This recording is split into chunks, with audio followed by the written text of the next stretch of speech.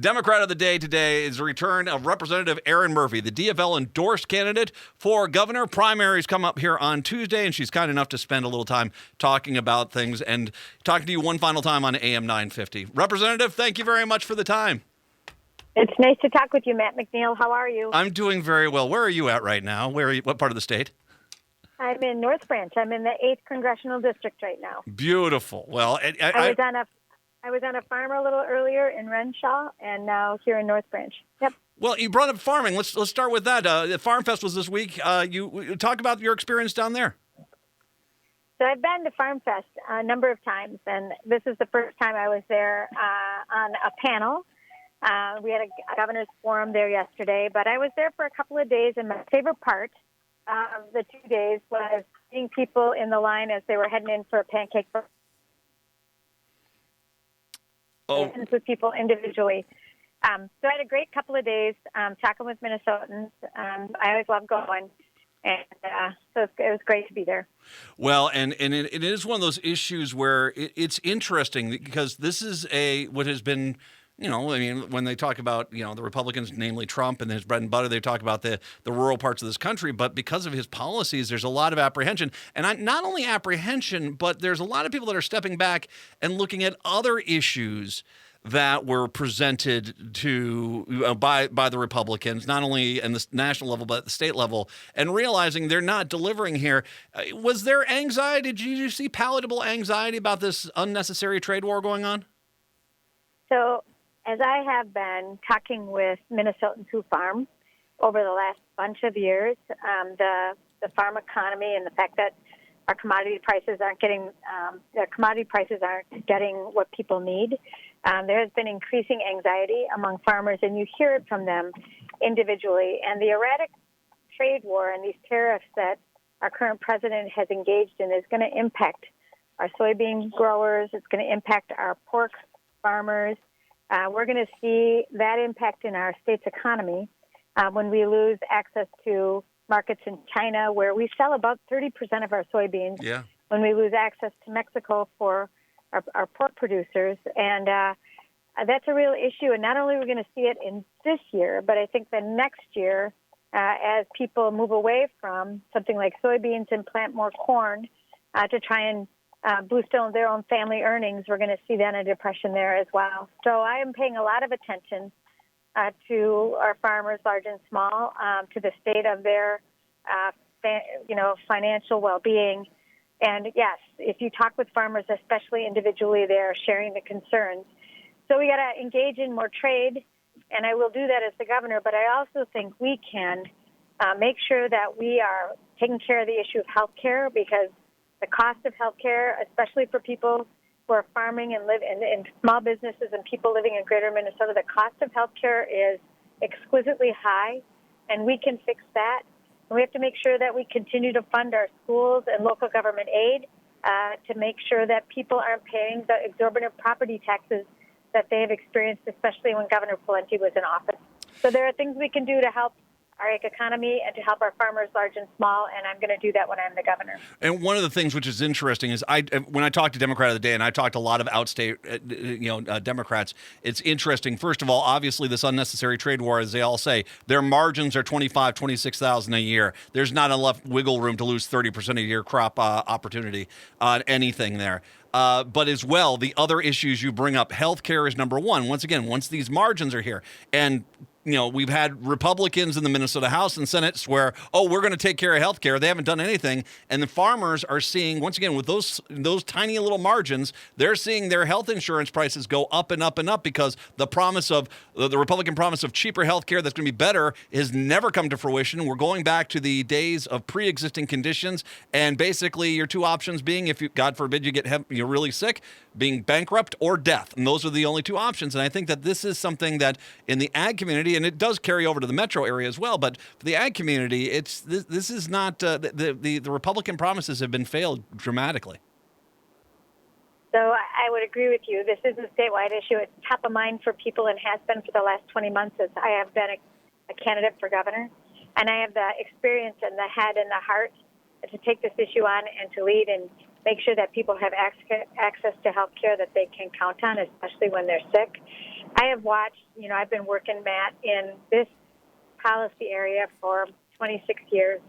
I was an organizer for the Minnesota Nurses Association when we passed Minnesota Care. And the market and the market's reaction in the wake of the passage of the Affordable Care Act is unlike anything that I've seen before. The drug companies, charging exceptionally high prices for drugs that have been on the market for decades. We're watching both in our public programs and in our commercial markets, people getting surprise bills for things that they didn't know about. I met a farmer at Farm Fest a year ago whose wife was in the hospital for observation, and he got a $20,000 bill that he didn't expect because her care was out of network, so to speak. And we know, there's a story of a family that I have met and have been talking a lot about.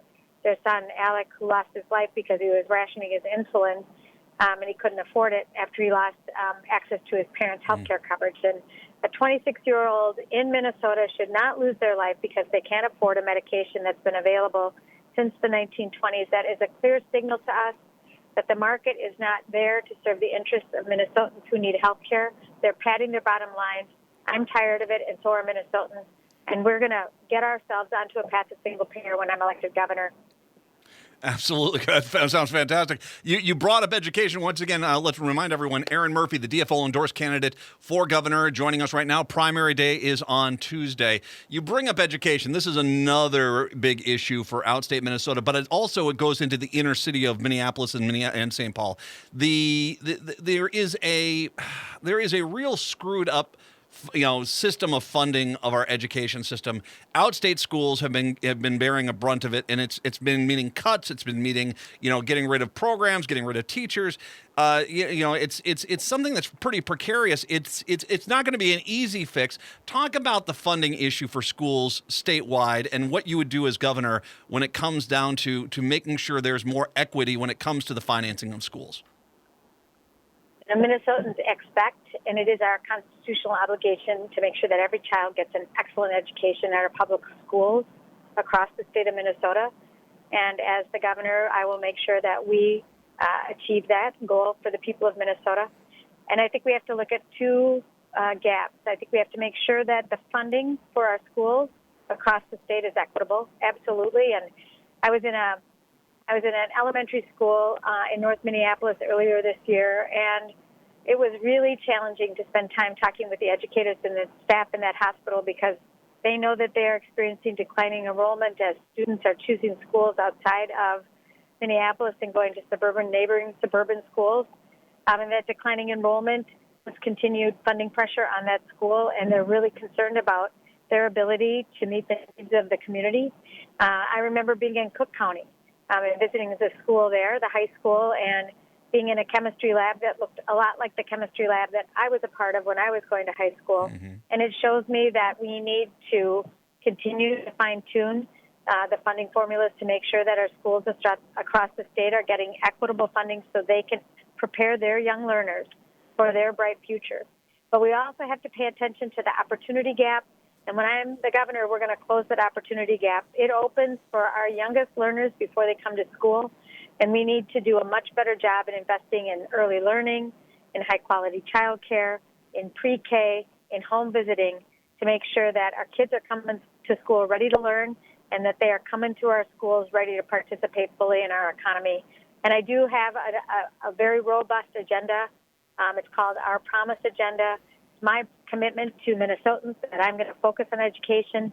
It's my commitment to our children that they're going to get their best opportunity in our public schools when I am the governor.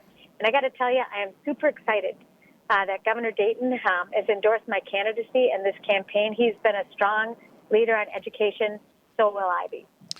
The other issue here, and this is, I think, a dynamic issue which I think needs to be addressed because, once again, every outstate Democrat I've talked to says this, one of the top three issues, broadband.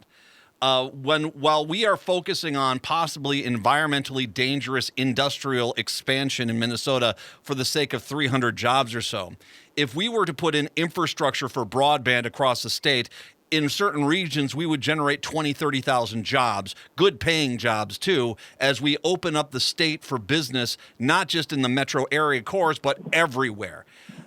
Do you feel as So, if feel broadband is an infrastructure issue like electricity, like roads, that we should basically change our mentality, or do you feel as if we should, offer more incentives to the private sector to basically get them to try to get more broadband everywhere?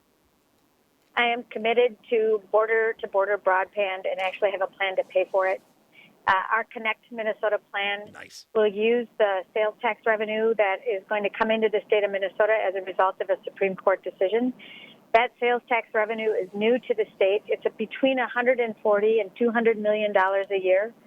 I'm committed to dedicating that to completing the job on border-to-border broadband for the people of Minnesota. It's an issue for communities, especially in rural Minnesota, but it's also an issue for North Minneapolis. Yeah. And when we announced this plan, they asked me if I intended to complete the job for them as well. I am. We know that broadband is critical to education and higher education, to healthcare and telehealth. It is critical to commerce and our ability to connect with one another across the state of Minnesota. It's fundamental to the way our economy works today, and it needs to be equally available for people across the state of Minnesota. I've got a plan, a way to pay for it. We're going to get that done. And what's interesting about that issue is that it has evolved, and that, the Republicans have been giving lip service to this for 10 years. They're never going to follow through on it. But this has become, it's a technology which has become, like electricity was in, say, the 1920s, it has become a major infrastructure issue, that a state issue, that you can't just expect the private sector to go do this, because really there's not a lot of incentive for them to go into places like Crane Lake or Angle Inlet or, into Isabella, to get it there. But the reality is you can create a lot of jobs in some small communities with just having broadband access available. I met a woman, I was at a Rural Arts and Culture Summit in Morris, University of Minnesota, Morris. And there was a woman there who's a documentary film producer. She'd gone to Pepperdine University. She'd grown up in Minnesota and decided to live in Appleton, Minnesota, because she knew she would have good access to broadband. And she, with that, could do her job anywhere she wanted to. She chose Appleton because she wanted to live there because of the community itself. She made that choice because she had access to the thing that allowed her to do her job. It is critical to our communities across the state.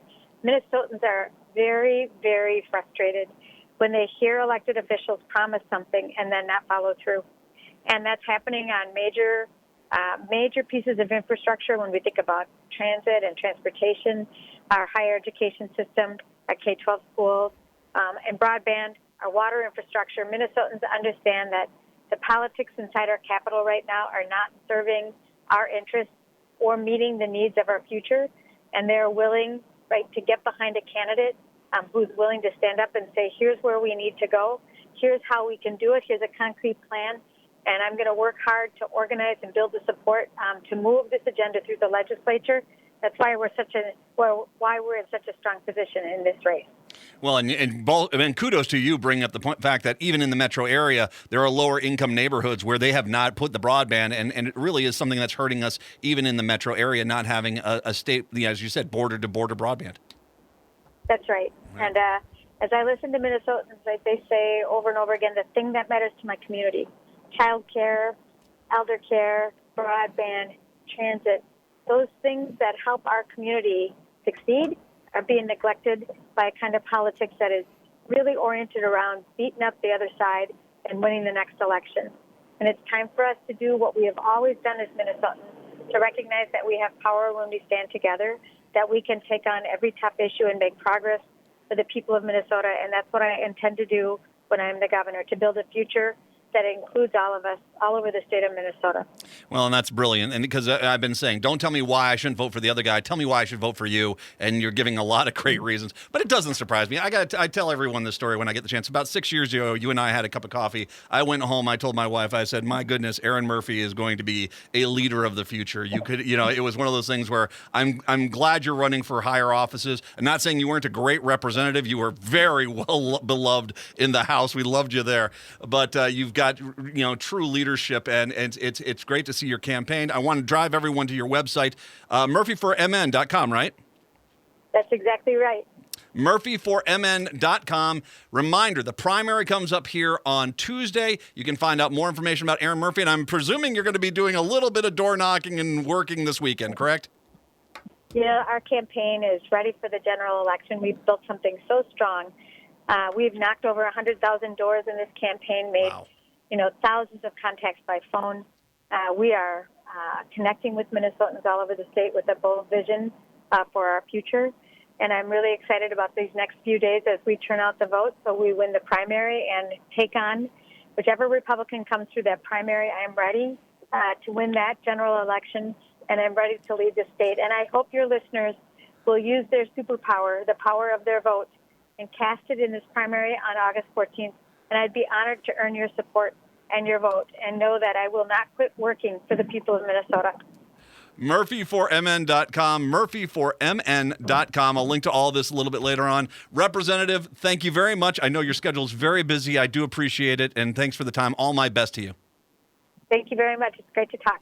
Great talking to you. Erin Murphy, representative, and of course the DFL endorsed candidate for governor as they head for the primary. That comes up here on Tuesday. 952-946-6205. Whoever she takes on from the Republican Party. You mean beige and whole milk? Geez, I wonder which one you'll be able to take down. Let's take a break. 952-946-6205. It's the Matt McNeil Show right here on AM 950. Yes, international movement superstar.